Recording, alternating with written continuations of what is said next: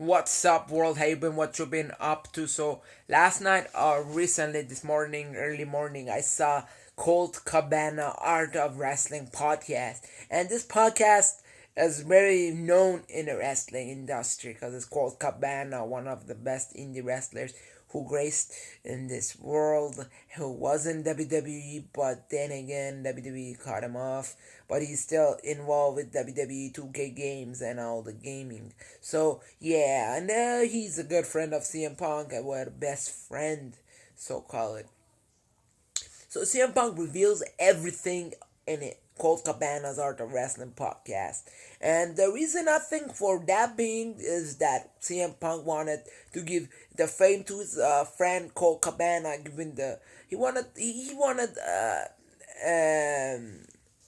way of system like a medium to give out the reason why he quit WWE, and I had a lot of other options. She could do a shoot interview.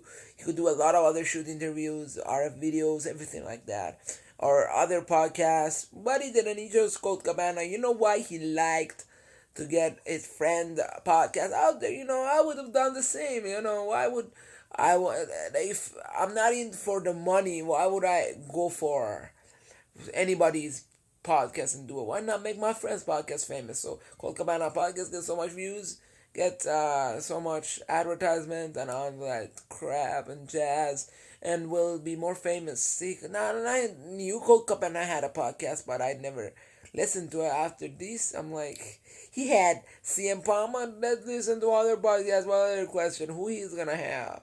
Edgier people, but that ain't CM Punk is one of the kind. It's not gonna be all his podcasts gonna be the same, but then you're gonna have CM Punk again next week. But we might have CM Punk as a regular guest. Who knows? But then again, CM Punk reveals. So let's get into it. So CM Punk reveals why he left WWE, and he decides why he did what he did. He decides to tell us. So the main thing is that he said he got fired. WWE fired him on his wedding day. Triple H, 2 days before his wedding, called him and wanted to talk.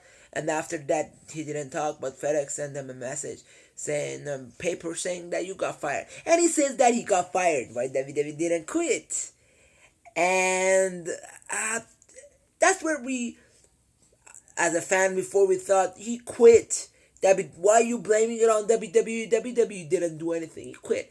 But technically, he says, I got fired. I didn't quit. See this technicality? He got fired. I don't believe in it.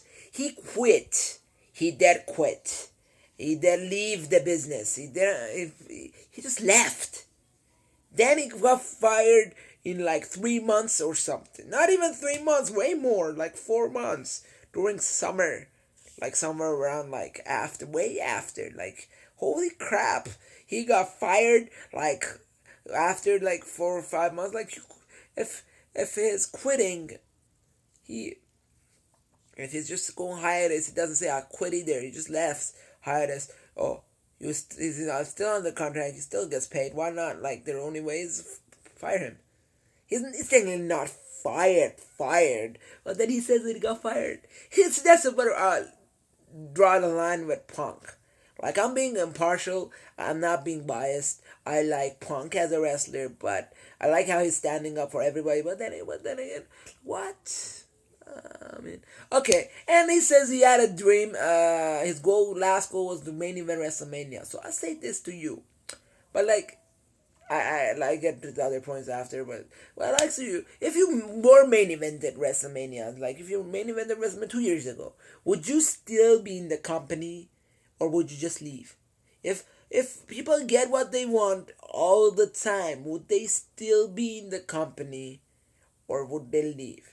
So that's like my point, is that he would still, I think, leave. He accomplished everything. Why would he not stay? And another Punk issues was that he lost to all the part-time wrestlers except Chris Jericho, but that's beside the point. That's one exception, but that's Chris Jericho's exception. But then he lost to The Rock, Brock Lesnar, Undertaker, and who else? That's it. And he talks about how Ryan Reeves, Ryback, was an asshole. Was just a guy. He ripped Ryback, now. And WWE knew about that or not. Well, maybe they did. That's why Ryback getting another push because it changes shit. But it was so tough. Now we know why Ryback did get the heel change and get fucked up. And he reveals how he loves Batista. Likes Batista. He's friends with him. He reveals how he had any ideas. WWE didn't like his ideas. He reveals that he was gonna be in the 12 round 2, which eventually WWE cut him off, and they revealed that Randy Orton is gonna be in it. He revealed a lot of things. Another main point is bashes two people other than Ryback. He bashes someone else. Is two other people, Vince McMahon and Triple H. He bashes Vince McMahon as like, Vince McMahon keep telling him, I owe you work this with injury, I'll owe you, come back soon, I'll owe you. 3 times he said that and he didn't owe him anything, he didn't pay him more. And when he dropped to Meat Carter status, he got less paid. He claims that happened. It was like a highest paid, then you can drop to Meat Carter less pay. So how's John Cena dropping to Meat Carter doesn't get less pay?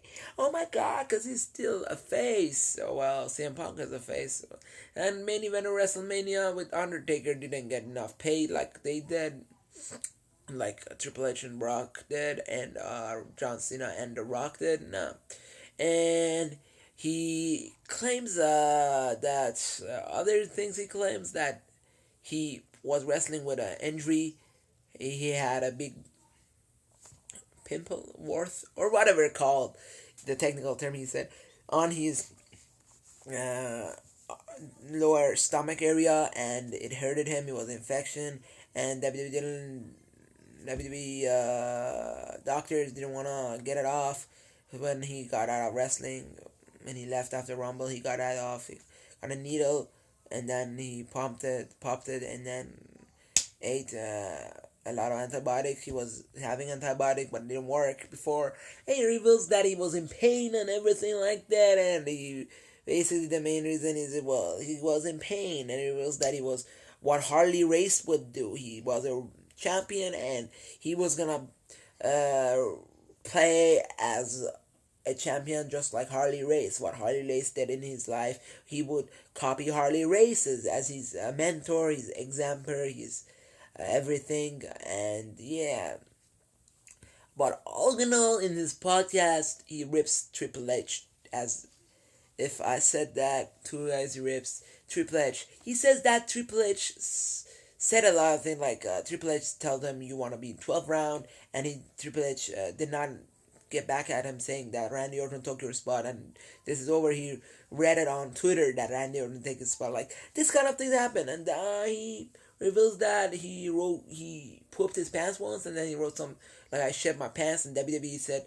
take that out from Twitter, and he blocked WWE from Twitter. He was anti-hero.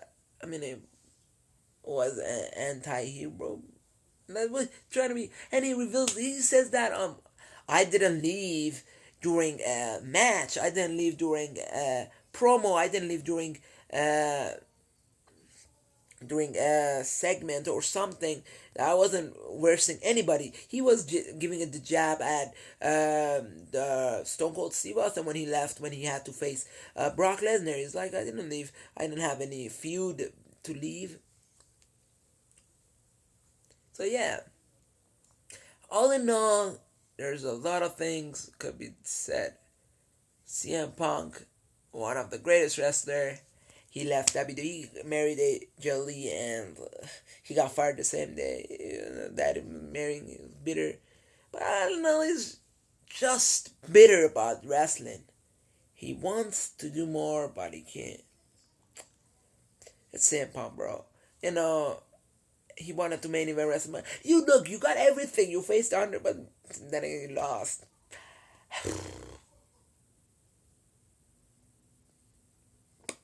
CM Punk, bitter bitch.